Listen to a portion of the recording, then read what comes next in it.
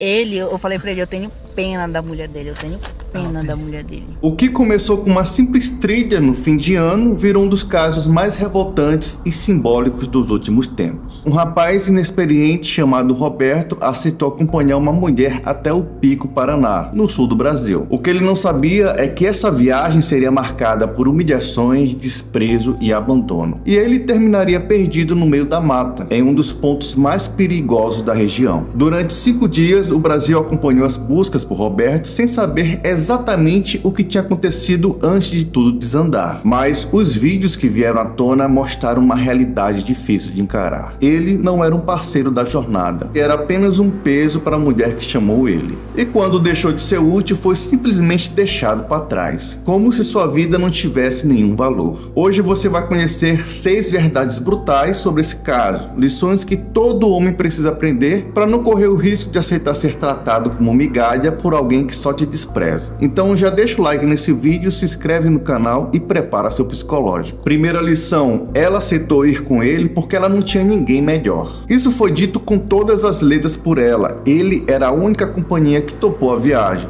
Ou seja, ele nunca foi escolhido, ele era o cara que estava ali, o cara que sobrou. Um recurso de última hora para que o plano dela não fosse frustrado. Não tinha nada de conexão, não tinha afinidade e muito menos atração genuína. E essa pessoa aqui, ó, era a única companhia que tinha pra vir comigo nessa virada de ano. Pronto. E eu falei pra ele, eu tenho pena da mulher dele, eu tenho pena da mulher dele. Ela não queria estar ao lado dele, o que existia ali era uma mera conveniência. Foi isso que Roberto não entendeu. Quando alguém aceita sua presença apenas porque todas as outras portas estavam fechadas, você se torna um acessório, um substituto temporário, um plano B ou talvez até um plano C ou D. Aquele plano de última hora que parece aceitável até que algo melhor apareça. E o problema disso é que desde o início você não é tratado como prioridade, você é tratado como suficiente. Eu tô falando sério, tô sendo sincera aqui falando na cara dele. Pode ir. Que, nossa, ele é estressante, ele... Eu sou tudo isso. Ele é tudo isso mesmo, ele é estressante, ele é devagar, ele é lento. Eu tô fazendo uma coisa, eu falo, faz isso, ele não presta atenção, ele nossa. Você fala? Você só grita, só. Lógico que eu sou idiota. Ai, eu dá vontade de xingar mais do que idiota ele. Roberto não era o objetivo, ele era só um transporte até lá. Era o cara que carregava a mochila pesada, que montava barraca, que aceitava ser tratado com grosseria. Porque no fundo ele achava que isso poderia acontecer alguma coisa ali até o final, poderia render algo. Ele não percebeu que já tinha começado perdendo, que estava participando de um plano onde ele era apenas uma peça utilitária. Pra que tu saiu, cara? Tu vai sujar tudinho a barraca aqui dentro. Se alongar, era pra te deitar e que teu corpo ia esticar e alongar.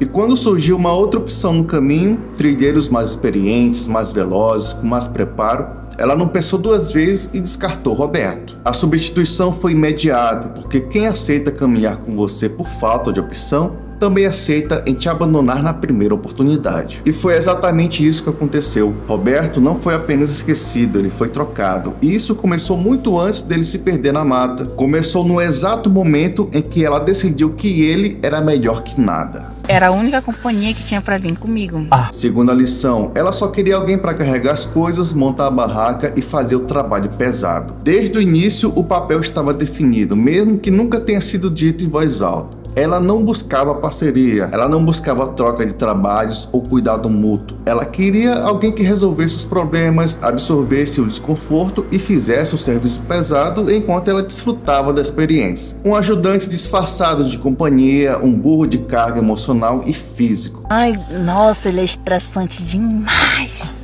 Mas ele era a única pessoa que tinha pra conseguir vir comigo, fazer essa virada de ano, realizar meu sonho, meu desejo. A cena da barraca deixa tudo isso muito claro. Todo mundo cansado e ela humilhando ele dentro da barraca como se ele fosse um cachorro. Ele precisava montar, ajustar, improvisar, suportar o clima, o peso e ainda lidar com gritos e ofensas dela, como se fosse parte do pacote. Não havia espaço para ele errar, para ele reclamar ou simplesmente existir como pessoa. O papel dele era ser apenas um burro de carga. Ela não enxergava ele como pessoa, mas sim como ferramenta. E quem enxerga o outro como ferramenta se sente no direito de controlar, de corrigir e humilhar. humilhar. Cada gesto vira obrigação, cada limite vira um defeito e qualquer demonstração de cansaço, a pessoa é tratada como incompetente. Ai, nossa, ele é estressante demais. Roberto não era visto como alguém que estava vivendo a trilha junto, ele era visto como alguém que estava fazendo a manutenção da experiência dela. E quando alguém te coloca nessa posição, o abandono é só questão de tempo. Porque ferramenta não precisa de cuidado, só de utilidade. No momento em que o esforço deixa de compensar, ela simplesmente se torna descartável. E foi assim que ele foi tratado, não como parceiro de jornada, mas como recurso temporário para sustentar um sonho que ela nunca tinha compartilhado de verdade. Vim comigo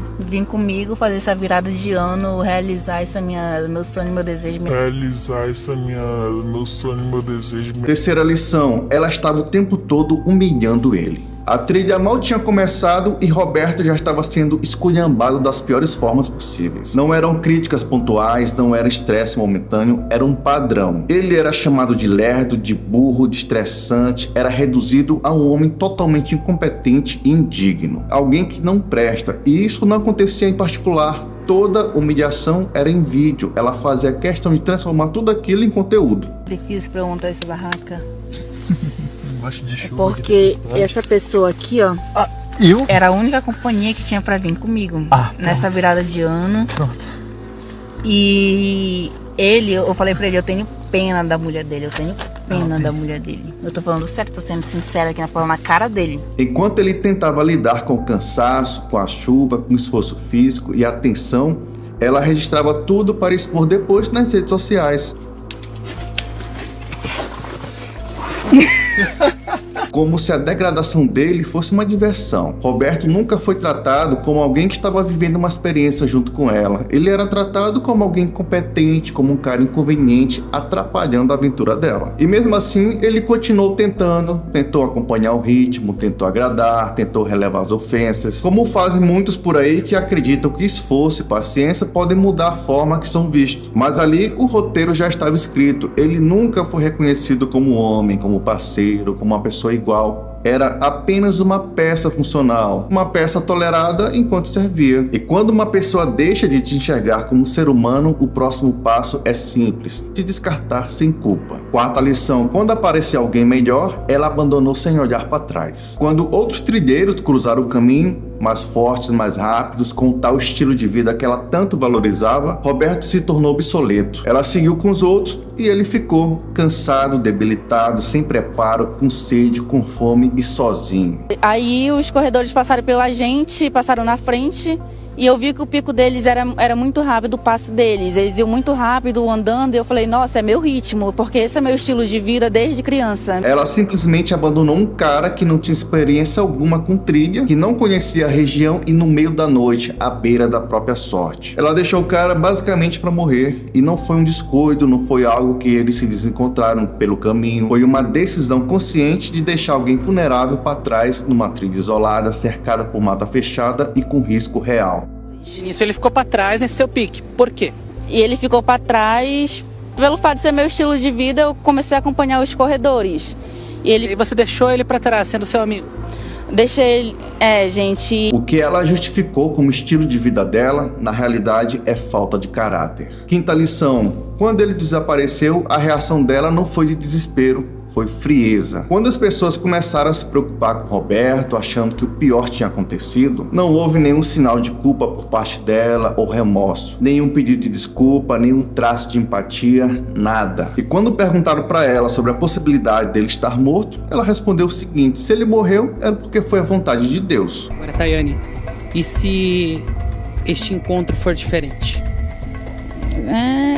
Foi Deus permitiu. Como se fosse apenas um detalhe qualquer, uma obra do acaso, como se ela não tivesse nenhuma responsabilidade sobre isso. Como se abandonar alguém sozinho em uma trilha desconhecida fosse a coisa mais normal do mundo. Sexta lição, quando ela foi criticada na internet, ela debochou da situação. Em vez de reconhecer o erro ou demonstrar qualquer sinal de empatia, ela escolheu zombar da situação. Disse que só aceitava crítica de quem fosse magro, como se a dor dele ou a possibilidade real dele ter morrido na mata fosse irrelevante. Naquele momento ficou claro que o problema nunca foi o risco que ele correu, mas o desconforto que ela sentiu em ser julgada. Não houve lágrimas, não houve indignação ou respeito. Houve apenas justificativas frias, reações estranhas e uma preocupação constante em proteger a própria imagem. A vida dele era só um detalhe. O foco passou a ser o ego dela ferido e a reputação nas redes sociais. Quando alguém reage assim, a mensagem é simples: não se importa com o que aconteceu com você, só o que estão dizendo sobre ela. O que destrói o homem não é a rejeição explícita, é a esperança silenciosa de que, se ele se esforçar mais um pouco, talvez seja aceito. Roberto foi tratado com desprezo desde o primeiro minuto. Ela zombou dele, chamou ele de lerdo, de estressante, disse que tinha pena da futura mulher dele, e mesmo assim,